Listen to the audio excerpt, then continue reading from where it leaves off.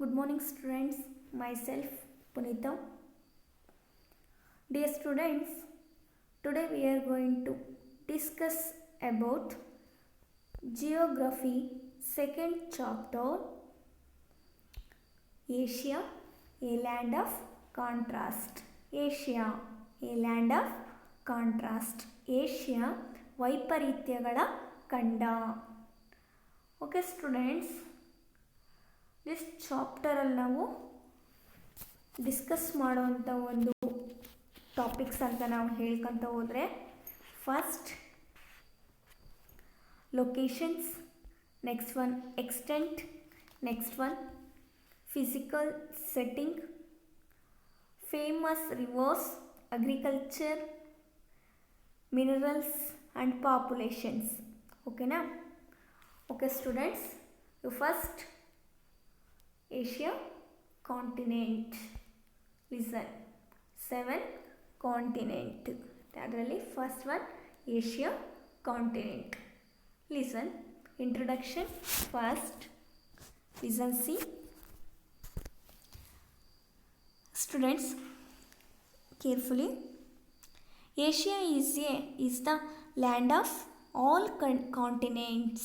Listen, Asia is the land of largest of all the continents ಅಂತ ಹೇಳ್ತಾರೆ. Largest ಅಂದರೆ ಪ್ರಪಂಚದ ಭೂಖಂಡಗಳಲ್ಲಿ ಏಷ್ಯಾ ಅನ್ನೋವಂಥದ್ದು ಕೂಡ ತುಂಬ ದೊಡ್ಡದು. Hence, it has the greatest variety in the terms of physical features, climate, vegetations, wildlife, soils, etc. Listen students, hence it has the greatest variety in the terms of physical features. ಅಂದರೆ ತುಂಬ ಪ್ರಾಕೃತಿಕವಾಗಿ ನಾವು ಏನು ಮಾಡ್ತೀವಿ ಅಂದರೆ ಇಲ್ಲಿ ವೈವಿಧ್ಯತೆಯನ್ನು ನಾವು ವೆರೈಟಿನ ಕಾಣ್ತಾ ಹೋಗ್ತೀವಿ. ಯಾವ್ಯಾವುದ್ರಲ್ಲಿ ವೆರೈಟಿ ಕಾಣ್ತಾ ಹೋಗ್ತೀವಿ? First listen carefully. Physical features, ಪ್ರಾಕೃತಿಕವಾದಂಥ ಒಂದು ಲಕ್ಷಣದಲ್ಲಿ, ಕ್ಲೈಮೇಟ್ ವಾಯುಗುಣದಲ್ಲಿ, ವೆಜಿಟೇಷನ್ ಸಸ್ಯವರ್ಗ, ವೈಲ್ಡ್ ಲೈಫ್ ವನ್ಯಜೀವಿ, ಸಾಯಿಲ್ಸ್, ಈ ಎಲ್ಲದರಲ್ಲೂ ಕೂಡ ನಾವೇನು ಮಾಡ್ತಾ ಹೋಗ್ತೀವಿ ಅಂದರೆ ವೆರೈಟಿನ ಕಾಣ್ತಾ ಹೋಗ್ತೀವಲ್ವ. It has the highest mountains, plateaus, vast fertile plains, deserts, rivers systems and lake. ಅಷ್ಟಲ್ಲದೆ ಈ ಒಂದು ಕಾಂಟಿನೆಂಟಲ್ಲಿ ನಾವು ನೋಡೋದಾದರೆ ಫಸ್ಟ್ ಹೈಯೆಸ್ಟ್ ಮೌಂಟೇನ್ಸ್ನ ನೋಡ್ತೀವಿ, ಪ್ಲೈನ್ಸ್ನ ನೋಡ್ತೀವಿ, ನೆಕ್ಸ್ಟ್ ಒನ್ ಡೆಸರ್ಟ್ಸ್ ನೋಡ್ತೀವಿ, ನೆಕ್ಸ್ಟ್ ಲೇಕ್ಸ್. ಇವೆಲ್ಲನೂ ಕೂಡ ನಾವು ಎಲ್ಲಿ ನೋಡ್ಬೋದು ಅಂತಂದರೆ ಈ ಒಂದು ನಮ್ಮ ಕಾಂಟಿನೆಂಟ್ ಏಷ್ಯಾ ಕಾಂಟಿನೆಂಟಲ್ಲಿ ನೋಡ್ಬೋದು ಅಲ್ವಾ. So there is a diversity in languages ಅಂತ ಹೇಳ್ತಾರೆ. Diversity in languages, religious, uneven distribution of population and density. ಅಂದರೆ ಅದ್ರ ಜೊತೆಯಲ್ಲೇ ಯಾವುದ್ರ ಜೊತೆಯಲ್ಲಿ ಅಂತಂದರೆ ವೆರೈಟಿ ಡೆಸರ್ಟ್ ಇರ್ಬೋದು, ಅಥವಾ ಪ್ಲೈನ್ಸ್ ಇರ್ಬೋದು, ಹೈಯೆಸ್ಟ್ ಮೌಂಟೇನ್ಸ್ ಇರ್ಬೋದು, ರಿವರ್ ಸಿಸ್ಟಮ್ ಇರ್ಬೋದು. ಈ ಎಲ್ಲದ್ರ ಜೊತೆಯಲ್ಲೇ there is diversity in the languages. ಮತ್ತು ಲ್ಯಾಂಗ್ವೇಜಸ್, ರಿಲಿಜಿಯನ್, ಪಾಪ್ಯುಲೇಷನ್, ಇವೆಲ್ಲದರಲ್ಲೂ ಕೂಡ ನಾವೇನು ಮಾಡ್ಬೋದು ಅಂದರೆ ವೈವಿಧ್ಯತೆನ ಕಾಣ್ಬೋದು. ಸೊ ಹಾಗಾಗಿ that is why it is often called a land of contrast. ಹಾಗಾಗಿ ನಾವು ಏಷ್ಯಾ ಕಾಂಟಿನೆಂಟನ್ನು, ಏಷ್ಯಾವನ್ನು ನಾವು ಲ್ಯಾಂಡ್ ಆಫ್ ಕಾಂಟ್ರಾಸ್ಟ್, ವೈಪರೀತ್ಯಗಳ ಖಂಡ ಅಂತಲೂ ಕೂಡ ಇದನ್ನು ಕರಿತಾ ಹೋಗ್ತಾರೆ. ನಿಮಗೆ ಕ್ವಶನ್ ಕೂಡ ಇದು ರೈಸ್ ಆಗುತ್ತೆ. ಲಿಸನ್ ಕೇರ್ಫುಲಿ ಸ್ಟೂಡೆಂಟ್ಸ್, ಇದು 2 marks ಕ್ವಶನ್. ಓಕೆನಾ? ಏಷ್ಯಾ ವೈಪರೀತ್ಯಗಳ ಖಂಡ ಅಂತ ಯಾಕೆ ಕರೀತಾರೆ? Why is called as the land of contrast. ಓಕೆನಾ? See, Asia is a continent of diverse cultures and ancient civilizations. It is a land of economical, political and socio-cultural contrast. Political, social, cultural, economical contrast. The geographic diversities present in the Asian landmass are truly remarkable. Okay, students, next one location. ಅಂದರೆ ಸ್ಥಾನ ಅಂತ ಹೇಳ್ತಾರೆ. Location ಅದರ ಒಂದು ಸ್ಥಾನ ಅಂತ ನಾವು ಹೇಳ್ತಾರೆ. Listen, Asia lines between 1 degree to 16 north to 77 degree to 41 north latitudes. Listen, ಅಂದರೆ ನಮ್ಮ ಏಷ್ಯಾ ಕಾಂಟಿನೆಂಟ್ ಅನ್ನುವಂಥದ್ದು 1 ಡಿಗ್ರಿದ 16 ಡಿಗ್ರಿ ಉತ್ತರದಿಂದ 77 ಡಿಗ್ರಿಯಿಂದ 41 ಡಿಗ್ರಿ ಉತ್ತರ ಅಕ್ಷಾಂಶ north latitudes and 26 degree to 04 east to 169 degree 40 west longitudes ಅಂತ ಹೇಳ್ತಾರೆ. ಅಂದರೆ ಒಂದು ಪೂರ್ವ ರೇಖಾಂಶದಿಂದ ಪಶ್ಚಿಮ ರೇಖಾಂಶಗಳ ನಡುವೆ ಇದು ವಿಸ್ತರಿಸಿದೆ ಅಂತ ನಾವು ಹೇಳ್ಬೋದು. The equator passes just south of Malaysia. Listen carefully. Equator passes just south of Malaysia, ಅಂದರೆ ಮಲೇಷಿಯಾದಿಂದ ಸ್ವಲ್ಪ ದಕ್ಷಿಣದಲ್ಲಿ ಈ ಒಂದು ಭೂಮಧ್ಯ ರೇಖೆ ಅಂತ ಹೇಳ್ತಾರೆ. ಇಕ್ವಟೇಟರ್ ಲೈನ್ ಅಂತಂದರೆ ಭೂಮಧ್ಯ ರೇಖೆ. The trophic of cancer passes through the Arabia and India. Listen, ಹಾಗೆಯೇ ಈ ಕರ್ಕಾಟಕ ಸಂಕ್ರಾಂತಿ ವೃತ್ತ ಏನು ಟ್ರಾಪಿಕಲ್ ಆಫ್ ಕ್ಯಾನ್ಸರ್ ಪಾಸಸ್ ಅಂತ ಹೇಳ್ತಾರಲ್ಲ, ಇದು ಭಾರತ ಮತ್ತು ಅರೇಬಿಯಾಗಳ ಮೂಲಕ ಇದು ಹಾದು ಹೋಗಿದೆ ಅಂತ ಕೂಡ ನಾವು ಹೇಳ್ಬೋದು. ನೆಕ್ಸ್ಟ್ ಒನ್ ಸ್ಟೂಡೆಂಟ್ಸ್, ಎಕ್ಸ್ಟೆಂಟ್ ಅಂದರೆ ವಿಸ್ತೀರ್ಣ. ಲಿಸನ್, ಅದು 1 ಮಾರ್ಕ್ಸ್ ಕ್ವಶನ್ ನಿಮಗೆ. Asia's total geographical area is approximately 44 million ಚದರ ಕಿಲೋಮೀಟರ್. ಲಿಸನ್, ಏಷ್ಯಾದ ಒಂದು ಜಿಯೋಗ್ರಫಿಕಲ್ ಏರಿಯಾ ಈಸ್ ಅಪ್ರಾಕ್ಸಿಮೇಟ್ಲಿ ಅಂದರೆ ಏಷ್ಯಾ ಖಂಡದ ಒಟ್ಟು ಭೌಗೋಳಿಕವಾದಂಥ ಒಂದು ವಿಸ್ತೀರ್ಣ ಸುಮಾರು 44 ಮಿಲಿಯನ್ ಚದರ ಕಿಲೋಮೀಟರ್ಗಳು ಅಂತ ನಾವು ಹೇಳ್ಬೋದು. 44 million kilometre. It covers 33% of land surface of the world. ಅಷ್ಟಲ್ಲದೆ ಪ್ರಪಂಚದ ಮೇಲ್ಮೈ ವಿಸ್ತೀರ್ಣದಲ್ಲಿ 33% ಭಾಗದಷ್ಟಾಗಿದೆ ಅಂತ ನಾವು ಹೇಳ್ಬೋದು. Asia almost wholly lies in the northern hemisphere. ಹಾಗೆಯೇ ಈ ಒಂದು ಏಷ್ಯಾ ಕಾಂಟಿನೆಂಟ್ ಏನಿತ್ತಲ್ವ, ಇದು ಪೂರ್ಣವಾಗಿ ಇದು ಯಾವುದೋ ಒಂದು ಗೋಳಾರ್ಧದಲ್ಲಿದೆ, ಯಾವ ಒಂದು ಹೆಮಿಸ್ಪಿಯರಲ್ಲಿದೆ ಅಂತಂದರೆ, ಹೆಮಿಸ್ಪಿಯರಲ್ಲಿ ನಾನು ಆಲ್ರೆಡಿ ಲಾಸ್ಟ್ ಕ್ಲಾಸಲ್ಲಿ ಹೇಳಿದೆ ನಾರ್ಥನ್ ಹೆಮಿಸ್ಪಿಯರ್, ಸದರ್ನ್ ಹೆಮಿಸ್ಪಿಯರ್ ಅಂತ. ಆದರೆ ಈ ಒಂದು ಏಷ್ಯಾ ಕಾಂಟಿನೆಂಟ್ ಅನ್ನುವಂಥದ್ದು ಯಾವ ಹೆಮಿಸ್ಪಿಯರಲ್ಲಿ ಬರುತ್ತೆ? ನಾರ್ದರ್ನ್ ಹೆಮಿಸ್ಪಿಯರಲ್ಲಿ ಬರುತ್ತೆ. ಓಕೆನಾ? Okay, next one physical setting. Listen, the continent of Asia is bounded by the oceans on 3 sides by land on 1 side. Listen, already ಗೊತ್ತಿರೋ ಅಂಥ ವಿಚಾರ ಅಲ್ವಾ. The continent of Asia is bounded by the oceans on 3 sides and by land on 1 side. Listen, Asia continent ಅನ್ನುವಂಥದ್ದು 3 ಕಡೆ ಸಾಗರಗಳು ಮತ್ತು 1 ಕಡೆ ಭೂ ಭಾಗದಿಂದ ಆವರಿಸ್ಕೊಂಡಿದೆ ಅಂತ ನಾವು ಹೇಳ್ಬೋದು. It is bounded by the Arctic ocean in the north, in the Pacific ocean in the east, the Indian ocean in the south, Europe continent in the west. Listen carefully. ಹಾಗೆಯೇ ಈ ಏಷ್ಯಾ ಕಾಂಟಿನೆಂಟ್ನ 3 ಸರೋವರದಿಂದ ಕವರ್ ಆಗಿದೆ, ಒಂದು ಕಡೆ land ಇದೆ ಅಂತ ನಾವು ಹೇಳಿದ್ವಲ್ವ. ಹಾಗಾದರೆ 3 sides ಇರುವಂತಹ ಓಷನ್ಸ್ ಯಾವ್ಯಾವು? Listen, first one Arctic Ocean. ಅದರ Arctic ocean in the north ಸೈಡಲ್ಲಿ ಟಿಕ್ ಓಷನ್ ಅಂದರೆ ಉತ್ತರದಲ್ಲಿ ಆರ್ಟಿಕ್ ಓಷನ್ ಇದೆ. Pacific ocean in the east, ಪೂರ್ವ ಭಾಗದಲ್ಲಿ ಪೆಸಿಫಿಕ್ ಇದೆ. ಹಾಗೆಯೇ the Indian ocean in the south, ದಕ್ಷಿಣದಲ್ಲಿ ಹಿಂದೂ ಸಾಗರಗಳಿದ್ದಾವೆ ಅಂತ ನಾವು ಹೇಳ್ಬೋದು. ಹಾಗೆಯೇ Europe continent in the west, ಪಶ್ಚಿಮಕ್ಕೆ ಯುರೋಪ್ ಕಾಂಟಿನೆಂಟ್ ಇದೆ ಅಂತ ನಾವು ಹೇಳ್ಬೋದು. First one Arctic, second one is Pacific, third one is Indian ocean. ಓಕೆನಾ? Next one, The border between the Asia and Europe is traditionally drawn as a zigzag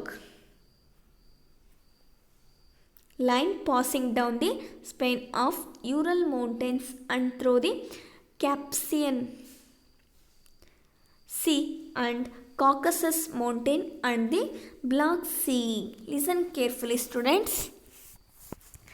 Asia and Europe. The border between the Asia and Europe is traditionally drawn as a zigzag. ಅಂದರೆ ನೋಡಿ, Asia ಮತ್ತು Europe ಖಂಡಗಳ ಗಡಿಯು ಸಾಂಪ್ರದಾಯಿಕವಾಗಿ ಒಂದು ಕಾಲ್ಪನಿಕ ರೇಖೆಯಾಗಿದೆ ಅಂತ ನಾವು ಹೇಳ್ಬೋದು. ಹಾಗೆಯೇ ಅದು ಅಂಕುಡೊಂಕಾಗಿದೆ. Ural mountains and through the Caspian Sea and Caucasus mountain and the Black Sea. ಅಂದರೆ ಈ ಒಂದು ಯೂರಲ್ ಮೌಂಟೇನ್ ಇರ್ಬೋದು, ಪರ್ವತ ಇರ್ಬೋದು, ಕ್ಯಾಪ್ಸಿಯನ್ ಸಮುದ್ರ ಇರ್ಬೋದು, ಕಾಕಸಸ್ ಮೌಂಟೇನ್ಸ್ ಇರ್ಬೋದು ಅಥವಾ ಬ್ಲ್ಯಾಕ್ ಸಿ ಇರ್ಬೋದು. ಇವೆಲ್ಲವುಗಳ ಮೂಲಕ ಹಾದು ಹೋಗಿದೆ ಅಂತ ನಾವು ಹೇಳ್ಬೋದು. Listen. Next one topic, regional divisions of Asia. ಅಂದರೆ ಏಷ್ಯಾದ ಪ್ರಾದೇಶಿಕ ವಿಭಾಗಗಳು ಅಂತಲೂ ಕೂಡ ನಾವು ಹೇಳ್ಬೋದು. Listen see, Asia map. ಅದರಲ್ಲಿ ನಾವು east Asia, south Asia, north Asia, central Asia, ಹೀಗೆ ಏಷ್ಯಾ ಕಾಂಟಿನೆಂಟ್ನ ಇಲ್ಲಿ ಡಿವೈಡ್ ಮಾಡ್ತಾ ಹೋಗ್ತಾ ಇದ್ದೀವಿ. First one east Asia, next one west central Asia, south west Asia, north south east Asia, ಈ ಥರ ಮಾಡಿದ್ದಾರೆ. ಅಂತಂದರೆ ಇಲ್ಲಿ ಭಾಗಗಳಾಗಿ ಸಹ ಇಲ್ಲೇನು ಮಾಡಿದ್ದಾರೆ, ಡಿವೈಡ್ ಮಾಡ್ತಾ ಹೋಗಿದ್ದಾರೆ. Listen. The boundary separating Asia and Africa is along the Suez Canal, and the boundary between the Asia and Australia is usually placed between the island of New Guinea and Australia. ಅಂದರೆ Africa ಮತ್ತು Asia ಕಾಂಟಿನೆಂಟ್ಗಳ ನಡುವೆ ಸಾಮಾನ್ಯವಾಗಿ ಇಲ್ಲಿ ಸುಯೆಸ್ ಕ್ಯಾನಲ್ಗಳ ಮೂಲಕ ವ್ಯಾಪಾರ ವಹಿವಾಟವನ್ನು ಕೂಡ ಮಾಡ್ತಾರೆ. ಹಾಗೆಯೇ ಏಷ್ಯಾ ಮತ್ತು ಆಸ್ಟ್ರೇಲಿಯಾಗಳ ಒಂದು ಗಡಿ ರೇಖೆಯು ನ್ಯೂಗಿನಿ ಆ್ಯಂಡ್ ಆಸ್ಟ್ರೇಲಿಯಾಗಳ ಮೇಲೆ ನಡುವೆ ಹಾದು ಹೋಗಿದೆ ಅಂತ ನಾವು ಹೇಳ್ಬೋದು. ಫಸ್ಟ್ ಒನ್ ಇದರಲ್ಲಿ ನಾವು ನೋಡೋದಾದರೆ ಈ ಏಷ್ಯಾ ಅಂತ ಹೇಳ್ತಾರೆ. ಈ ಏಷ್ಯಾ ಕಾಂಟಿನೆಂಟಲ್ಲಿ ಎಷ್ಟು ಕಂಟ್ರೀಸ್ ಇದ್ದಾವೆ ಅಂತಂದರೆ 48 ಕಂಟ್ರೀಸ್ ಇದ್ದಾವೆ ಅಂತ ನಾವು ಹೇಳ್ಬೋದು. 48 ಕಂಟ್ರೀಸ್ನ ಇಲ್ಲಿ ಏನು ಮಾಡಿದ್ದಾರೆ ಅಂತಂದರೆ 5 ಗ್ರೂಪ್ ಆಗಿ ಇಲ್ಲಿ ಡಿವೈಡ್ ಮಾಡ್ತಾ ಹೋಗಿದ್ದಾರೆ. ಓಕೆ, ಫಸ್ಟ್ ಒನ್ ಯಾವುದು ಅಂತಂದರೆ ಈಸ್ಟ್ ಏಷ್ಯಾ ಅಂತ ಹೇಳ್ತಾರೆ. ಸಿ ಸ್ಟೂಡೆಂಟ್ಸ್, ಈ ಮ್ಯಾಪಲ್ಲಿ ನೋಡಿ, ಅದರಲ್ಲಿ ನಾವು ಮಂಗೋಲಿಯಾ ಗ್ರೀನ್ ಕಲರ್ ಐಡೆಂಟಿಫೈ ಮಾಡ್ತಿದೆಯಲ್ವಾ, Mongolia. Next one China, and next one blue ಕಲರಲ್ಲಿ ನೋಡಿ North Korea, South Korea. Next one Taiwan, and next one Japan ಇದೆ, ಹೌದಲ್ವಾ? ಸೊ ಇವೆಲ್ಲ ಈಸ್ಟ್ ಏಷ್ಯಾ ಅಂತ ಹೇಳ್ತಾರೆ. ಈಸ್ಟ್ ಏಷ್ಯಾಕ್ಕೆ ಸೇರಿರೋ ಅಂಥ ದೇಶ ಅಂತ ಕೂಡ ನಾವು ಹೇಳ್ತೀವಿ.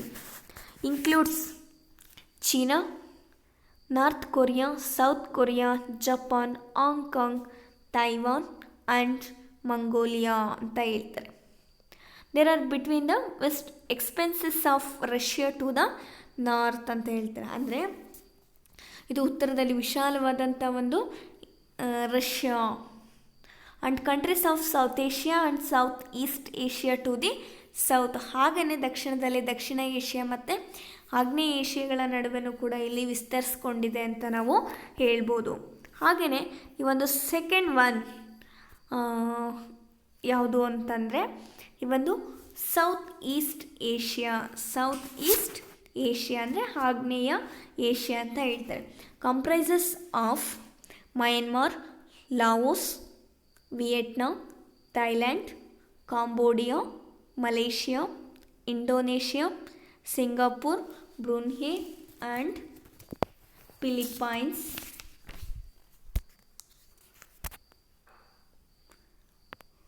ಬೋರ್ನಿಯೋ. ಇವೆಲ್ಲವೂ ಸಹ ಏನು ಅಂತಂದರೆ ಸೌತ್ ಈಸ್ಟ್ ಏಷ್ಯಾ ಅಂತ ಹೇಳ್ತಾರೆ. ಅಂದರೆ ಕೆಲವೊಂದು ಕಂಟ್ರೀಸ್ನ ಕೂಡ ಒಳಗೊಂಡಿತ್ತಲ್ವ ಯಾವುದು ಈಸ್ಟ್ ಏಷ್ಯಾ. ಹಾಗೆಯೇ ಸೌತ್ ಈಸ್ಟ್ ಏಷ್ಯಾನು ಕೂಡ ಕೆಲವೊಂದು ದೇಶಗಳನ್ನು ಕೂಡ ಒಳಗೊಂಡಿದೆ. ಅದರಲ್ಲಿ ತುಂಬ ಇಂಪಾರ್ಟೆಂಟ್ ಆಗಿರೋಂತಹ ಆಗ್ನೇಯ ಏಷ್ಯಾದಲ್ಲಿ, ಈಗ ನಾವು ಏಷ್ಯಾ ಕಾಂಟಿನೆಂಟ್ನ ಇಲ್ಲಿ ಏನು ಮಾಡಿದ್ದಾರೆ ಅಂತಂದರೆ ಡಿವೈಡ್ ಮಾಡ್ತಾ ಹೋಗಿದ್ದಾರಲ್ವ. ಸೊ ಹಾಗೆಯೇ ಇಲ್ಲಿ ಎಷ್ಟಿದ್ದಾವೆ ಅಂತಂದರೆ ನಮ್ಮ ಏಷ್ಯಾದಲ್ಲಿ 48 ಕಂಟ್ರೀಸ್ ಇದ್ದಾವೆ. 48 ಕಂಟ್ರೀಸ್ನ 3 ಟೈಪ್ಸಾಗಿ ಏನು ನಾವು ಡಿವೈಡ್ ಮಾಡ್ಕೊಂಡಿವಲ್ಲ ಅದರಲ್ಲಿ ಡಿವೈಡ್ ಮಾಡ್ತಾ ಹೋಗಿದ್ದಾರೆ. ಅದರಲ್ಲಿ ಫಸ್ಟ್ ಒನ್ ನಾವು ಈಸ್ಟ್ ಏಷ್ಯಾದಲ್ಲಿ ಯಾವ್ಯಾವ ಬರ್ತವೆ ಅಂತ ನಾವು ನೋಡಿದ್ವಿ. ಹಾಗೆಯೇ ಈಗ ಸೌತ್ ಈಸ್ಟ್ ಏಷ್ಯಾದಲ್ಲಿ ಯಾವ್ಯಾವ ಬರ್ತವೆ ಅಂತ ಒಂದು second repeat. Myanmar, second one Laos, Vietnam, Thailand, Cambodia, Malaysia, Indonesia, Singapore, Brunei and next one Philippines. ಈ ಎಲ್ಲ ದೇಶಗಳನ್ನು ಸಹ ಯಾವ ಸೈಡ್ ಒಳಗೊಂಡಿರುತ್ತೆ ಅಂದರೆ ಸೌತ್ ಈಸ್ಟ್ ಏಷ್ಯಾ ಅಂದರೆ ಆಗ್ನೇಯ ಕಡೆ ಅಂತ ಹೇಳ್ತಾರೆ. This is the reasons of peninsular and islands. ಹಾಗೆಯೇ ಇದೊಂದು ಪೆನಿನ್ಸುಲಾ ಅಂದರೆ ಈ ಒಂದು ಪರ್ಯಾಯ ದ್ವೀಪ ಅಂತ ಹೇಳ್ತಾರೆ. ಓಕೆನಾ, ಇದೊಂದು ಪರ್ಯಾಯ ದ್ವೀಪ ಮತ್ತು ದ್ವೀಪ ಸಮೂಹಗಳ ಒಂದು ಪ್ರದೇಶ ಅಂತಲೂ ಕೂಡ ಇದನ್ನು ಕರೀತಾ ಇದ್ದರು. ಫಾರ್ ಎಕ್ಸಾಂಪಲ್ ಯಾಕೆ ಅಂತಂದರೆ Sumatra, Java, Sulawesi, Borneo, Papua etcetera. To the west of it lies the Indian Ocean and to the east of it Pacific Ocean. ಅಷ್ಟಲ್ಲದೆ Sumatra, Java, Sulawesi, Borneo, Papua ಇತ್ಯಾದಿ. ಇದ್ರ ಜೊತೆಯಲ್ಲೇ ಈ ಒಂದು ಪಶ್ಚಿಮಕ್ಕೆ ಹಿಂದೂ ಮಹಾಸಾಗರ ಮತ್ತು ಪೂರ್ವಕ್ಕೆ ಪೆಸಿಫಿಕ್ ಸಾಗರಗಳು ಕೂಡ ಇಲ್ಲಿದ್ದಾವೆ ಅಂತ ಕೂಡ ನಾವು ಹೇಳ್ಬೋದು. ಹಾಗೆ ಥರ್ಡ್ ಒನ್ ಟೈಪ್ಸ್ ಯಾವುದು ಅಂದರೆ ಸೌತ್ ಏಷ್ಯಾ. ಸೌತ್ ಏಷ್ಯಾದಲ್ಲಿ ಆಲ್ರೆಡಿ ನಾವು ಸೌತ್ ಈಸ್ಟ್ ಏಷ್ಯಾ ನೋಡಿದ್ವಿ. ನೆಕ್ಸ್ಟ್ ಒನ್ ಈಸ್ಟ್ ಏಷ್ಯಾ ನೋಡಿದ್ವಿ. ಈಗ ಥರ್ಡ್ ಒನ್ ಯಾವುದು ಅಂದರೆ ಸೌತ್ ಏಷ್ಯಾ ಅಂದರೆ ದಕ್ಷಿಣ ಏಷ್ಯಾ ಅಂತ ಹೇಳ್ತಾರೆ. ಈ ದಕ್ಷಿಣ ಏಷ್ಯಾದಲ್ಲಿ ಸೌತ್ ಏಷ್ಯಾದಲ್ಲಿ ಯಾವ ಕಂಟ್ರೀಸ್ ಬರುತ್ತೆ, listen carefully. Includes the countries like India, Bangladesh, Bhutan, Nepal, Pakistan, Sri Lanka and Maldives ಅಂತ ಹೇಳ್ತಾರೆ. ಲಿಸನ್, ಯಾವ ಕಂಟ್ರಿ ಅಂದರೆ India, Bangladesh, Bhutan, Nepal, Pakistan, Sri Lanka and next one Maldives. ಈ ಎಲ್ಲ ಕಂಟ್ರೀಸ್ನು ಕೂಡ ಸೌತ್ ಏಷ್ಯಾ ಒಳಗೊಂಡಿದೆ ಅಂತ ನಾವು ಹೇಳ್ಬೋದು. ಹಾಗೆಯೇ India is again among these countries. ಹಾಗೆಯೇ ಇಂಡಿಯಾ ಅನ್ನೋವಂಥದ್ದು ಇವೆಲ್ಲದರಲ್ಲೂ ಕೂಡ ತುಂಬ ಅತಿ ದೊಡ್ಡದಾದಂಥದ್ದು ಅಂತ ಹೇಳ್ಬೋದು. The Bay of Bengal, the Arabian Sea and the Indian Ocean are the water bodies which are to the south. ಅಷ್ಟಲ್ಲದೆ ಇದನ್ನು ನಾವು ದಕ್ಷಿಣದಲ್ಲಿ ಹಿಂದೂ ಮಹಾಸಾಗರ ಅಂತ ನಾವು ಹೇಳ್ತೀವಿ. ನೆಕ್ಸ್ಟ್ ಒನ್ ಉಪಭಾಗಗಳಾದ ಬಂಗಾಳ ಕೊಲ್ಲಿ, ಅರಬ್ಬಿ ಸಮುದ್ರಗಳು ಕೂಡ ಇದನ್ನು ಸುತ್ತುವರ್ಕೊಂಡಿದ್ದಾವೆ. The Bay of Bengal, Arabian Sea and next one Indian C. ಇವೆಲ್ಲವೂ ಕೂಡ ಈ ಒಂದು ಅರಬ್ಬಿ ಸಮುದ್ರಗಳು ಕೂಡ ನಮ್ಮ ಇದನ್ನ ಸುತ್ತಕೊಂಡಿದೆ ಅಂತ ನಾವು ಹೇಳ್ಬೋದು. Water bodies which are to the south. To the north are the Himalayan mountains. ಹಾಗೆಯೇ ಉತ್ತರದಲ್ಲಿ ನಾರ್ತ್ ಸೈಡಲ್ಲಿ ನಾವು ಹಿಮಾಲಯನ್ ಪರ್ವತ ಸರಣಿನ ನಾವು ನೋಡ್ಬೋದು. ಹಿಮಾಲಯನ್ ಮೌಂಟೇನ್ಸ್ನ ನಾವು ನೋಡ್ತೀವಿ. Myanmar is to the east. ಹಾಗೆಯೇ ಪೂರ್ವಕ್ಕೆ ಮಯನ್ಮಾರ್ ಅಂತ ಹೇಳ್ತಾರೆ. And Afghanistan is to the west. ಹಾಗೆಯೇ ಪಶ್ಚಿಮಕ್ಕೆ ಆಫ್ಘಾನಿಸ್ತಾನನೂ ಕೂಡ ಇದೆ ಅಂತ ನಾವು ಹೇಳ್ಬೋದು. ಅಂದರೆ ನಮ್ಮ ಒಂದು ಏಷ್ಯಾ ಕಾಂಟಿನೆಂಟಲ್ಲಿ ನಾವು 5 ಟೈಪ್ಸ್ ಆಗಿ ಡಿವೈಡ್ ಮಾಡ್ಕೊಳ್ತಾ ಹೋಗಿದ್ದೀವಲ್ವ. ಸೊ ಅದರಲ್ಲಿ ಥರ್ಡ್ ಟೈಪ್ ಯಾವುದು ಅಂದರೆ ಸೌತ್ ಏಷ್ಯಾ ಅಂತ ಹೇಳ್ತಾರೆ. ಈ ಸೌತ್ ಏಷ್ಯಾದಲ್ಲಿ ಬೇ of Bengal, Arabian Sea and next one Indian ocean ಇವೆಲ್ಲವೂ ಕೂಡ ಏನಾಗಿದ್ದಾವೆ, ಅದ್ರ ಜೊತೆಯಲ್ಲಿ ಹಿಮಾಲಯ ಮೌಂಟೇನ್ಸ್ ಕೂಡ ಇವೆಲ್ಲವೂ ಕೂಡ ಅದನ್ನು ಸುತ್ತುವರ್ಕೊಂಡಿದೆ ಅಂತ ನಾವು ಹೇಳ್ಬೋದು. ಹಾಗೆಯೇ ಫೋರ್ತ್ ಒನ್ ಅಂತ ನಾವು ನೋಡೋದಾದರೆ ಈ ಒಂದು ಸೌತ್ ವೆಸ್ಟ್ ಏಷ್ಯಾ ಅಂತ ಹೇಳ್ತಾರೆ. South west Asia. ಅಂದರೆ ಈ ಒಂದು ನೈಋತ್ಯ ಏಷ್ಯಾ ಅಂತ ಹೇಳ್ತಾರೆ. Listen, includes the following countries. ಹಾಗೆಯೇ ಇದರಲ್ಲೂ ಕೂಡ ಯಾವ್ಯಾವ ಕಂಟ್ರಿಗಳು ಬರುತ್ತೆ, ಯಾವ್ಯಾವ ದೇಶಗಳು ಬರ್ತವೆ ಅಂತ ನಾವು ಫಸ್ಟ್ ಒಂದೊಂದಾಗಿ ನೋಡ್ಕೊಳ್ಳೋದಾದರೆ, includes the following countries. First one is Afghanistan, Bahrain, Cyprus, Iraq, Iran, Israel, Jordan,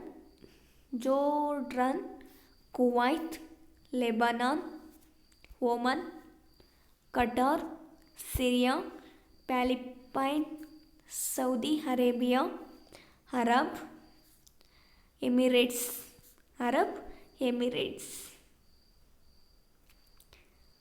Yemen and Turkey. ಈ ಎಲ್ಲ ದೇಶಗಳು ಕೂಡ ಯಾವ ಒಂದು ವಿಭಾಗದಲ್ಲಿ ಸೇರಿಕೊಳ್ತವೆ, ಯಾವ ಒಂದು region is the south of the Black Sea, ಯಾವುದರಲ್ಲಿ ಸೇರಿಕೊಂಡಿರುತ್ತೆ ಅನ್ನೋದನ್ನು ನಾವು ನೋಡ್ಬೋದು. ಅದಲ್ಲದೆ this regions is to the south of the Black Sea with the Mediterranean Sea to the west and India to the east. ಅಷ್ಟಲ್ಲದೆ ಈ ಒಂದು ವಿಭಾಗದಲ್ಲಿ ಕಪ್ಪು ಸಮುದ್ರ ಅನ್ನುವಂಥದ್ದು ಕೂಡ, ಬ್ಲ್ಯಾಕ್ ಸಿ ಅನ್ನುವಂಥದ್ದು ದಕ್ಷಿಣ ಭಾಗದಲ್ಲಿದ್ದು, ಪಶ್ಚಿಮಕ್ಕೆ ಮೆಡಿಟರೇನಿಯನ್ ಸಿ ಇದೆ. ಹಾಗೆಯೇ ಈ ಒಂದು ಪೂರ್ವಕ್ಕೆ ಭಾರತಗಳ ನಡುವೆನೂ ಕೂಡ ಇಲ್ಲಿ ವಿಸ್ತರಿಸ್ಕೊಂಡಿದೆ ಅಂತ ನಾವು ಹೇಳ್ಬೋದು. This regional division includes the desert and semi desert areas. ಅಷ್ಟಲ್ಲದೆ ಇಲ್ಲಿ ಡೆಸರ್ಟ್ಸ್ ಅಂದರೆ ಮರುಭೂಮಿ ಮತ್ತು ಅರೆ ಮರುಭೂಮಿಗಳಿಂದಲೂ ಕೂಡ ಆವರಿಸಿದ್ರೂ ಕೂಡ ಇಲ್ಲಿ ಏನಾಗಿತ್ತು, they are rich in the petroleum and natural gas. Petroleum ಮತ್ತು ನೈಸರ್ಗಿಕ ಅನಿಲಗಳಿಂದ ಸಮೃದ್ಧವಾಗಿದೆ ಅಂತಲೂ ಕೂಡ ನಾವು ಹೇಳ್ಬೋದು. Students, last one central Asia ಅಂದರೆ ಮಧ್ಯ ಏಷ್ಯಾ ಅಂತ ಹೇಳ್ತಾರೆ. ಮಧ್ಯ ಏಷ್ಯಾದಲ್ಲಿ ಯಾವ್ಯಾವ ಕಂಟ್ರೀಸ್ ಬರುತ್ತೆ? Listen, extends from the Caspian sea in the west to the China in the east. ಅಂದರೆ ಇದು ಪಶ್ಚಿಮ ಕ್ಯಾಸ್ಪಿಯನ್ ಸಮುದ್ರದಿಂದ ಪೂರ್ವದ ಒಂದು ಚೀನಾದವರೆಗೂ ಕೂಡ ಇದು ಹಬ್ಕೊಂಡಿದೆ. And from the Kazakhstan in the north to Iran and Afghanistan in the south. ಹಾಗೆಯೇ ದಕ್ಷಿಣದಲ್ಲಿ ಇರಾನ್, ಅಫ್ಘಾನಿಸ್ತಾನಗಳವರೆಗೂ ಕೂಡ ಇದು ವಿಸ್ತರಿಸ್ಕೊಂಡಿದೆ ಅಂತ ಹೇಳ್ಬೋದು. It comprises of Kazakhstan, Kyrgyzstan, Tajikistan, Turkmenistan and next one Uzbekistan and next one Siberia. ಅಂದರೆ ಅಷ್ಟಲ್ಲದೆ ಮತ್ತು ತುಂಬ ಫೇಮಸ್ ಆಗಿರೋ ಅಂಥದ್ದು ಅಂದರೆ Kazakhstan, Kyrgyzstan, Tajikistan, Turkmenistan, Uzbekistan and next one Siberia ಅಂತ ಹೇಳ್ತಾರೆ. ಇವೆಲ್ಲವೂ ಕೂಡ ಯಾವುದ್ರಲ್ಲಿ ಬರೋ ಅಂಥವು ಅಂತಂದರೆ ಈ ಒಂದು ಸೆಂಟ್ರಲ್ ಏಷ್ಯಾದಲ್ಲಿ ಬರುವಂಥವು ಅಂತ ನಾವು ಹೇಳ್ತೀವಿ. ಲಿಸನ್ಸ್ ಸ್ಟೂಡೆಂಟ್ಸ್, ನಾವು ಸ್ಟಾರ್ಟಿಂಗಲ್ಲಿ ನಾವು ಎ ಲ್ಯಾಂಡ್ ಆಫ್ ಕಾಂಟ್ರಾಸ್ಟ್ ಬಗ್ಗೆ ನಾವು ನೋಡ್ತಾ ಹೋದ್ವಿ. Next one location, next one extent, next one physical setting, next one regions,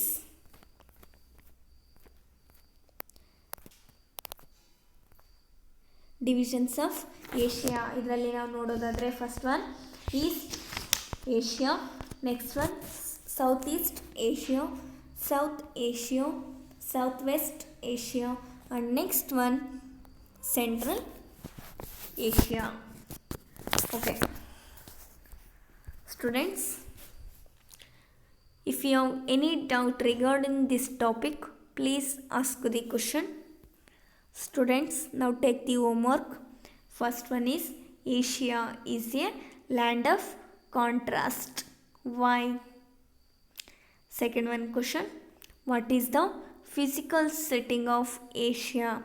What is the physical setting of Asia? Okay, thank you.